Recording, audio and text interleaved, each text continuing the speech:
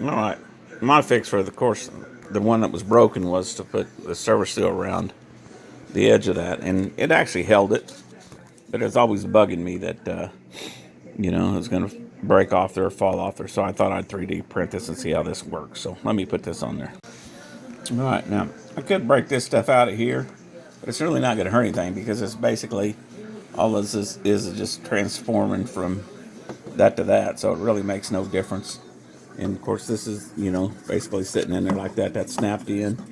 And I have the collar on there, and this of course is the part that's broken out. And there's a hole on that side, so it's snapped in. It's locked in. A little bit of play, but I'm afraid if I bumped it in any tighter, I wouldn't be able to get it on there. So anyway, we'll get it on there, and then we're going to put the street L over the top of that and get her going. Okay, there it is. Made it to fit kind of like the other tool, and thickness wise and all that good stuff. And I thought, you know what? That'd be a lot better if it wasn't sticking out there quite so far. So I may model one down and just make it quite a bit smaller. So that'll go in there. And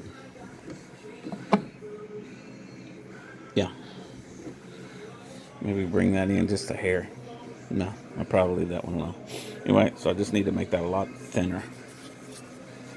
So this piece here I could easily go quite a bit. Yeah. Okay, there you go. Okay, that was my last printout.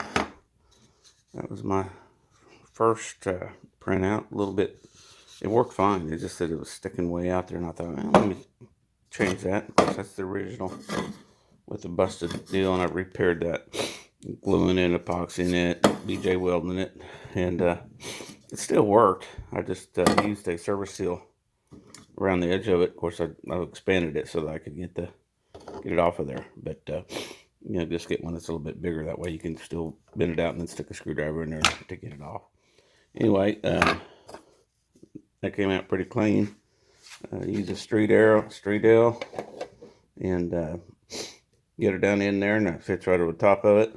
And then I use some screws to go in there and tie it in together. And what I'm going to do, there's just a little bit of slop. I'm going to go ahead and take some gaffer tape, and that's what they use on stages to keep it.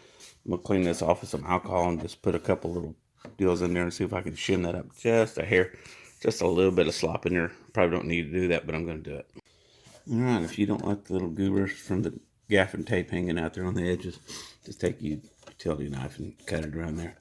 I mean, that baby's on there nice and solid. I did use this so your life wouldn't expire trying to get that thing to draw up with a hand with a screwdriver. So anyway, and that's all that is 2 service seals that are put together. They're about, I don't know, the 3 inches or so. Anyway, if you need to get that off, you just back them screws all out with that. I mean, that's on there tight, very tight. So we're going to slip the street L on top of it and get it positioned. The street L, get that on there like that and turn it. And then put the screws in there to keep the angle up. And there we go. Let's get that done. All right. It's on there. Getting tight. Now, if I hit that with a hammer, I could probably knock that off there again. And that's the problem is coming in and out of my tools. I bang it around. Anyway, we'll see how this works. If I need to, it wouldn't be a bad idea to go ahead and make a little bracket out here to support this so that doesn't happen. Underneath in here, maybe put these 2 screws to use right here. Make a little bracket that would come up and hold that up. It might not be a bad idea if I have a tendency to bang that around some more. So anyway, looks like I got 2 screws here that I could factory come up with a little, bending deal that would come out and support this up to about right here. And that would keep that from wearing out and breaking.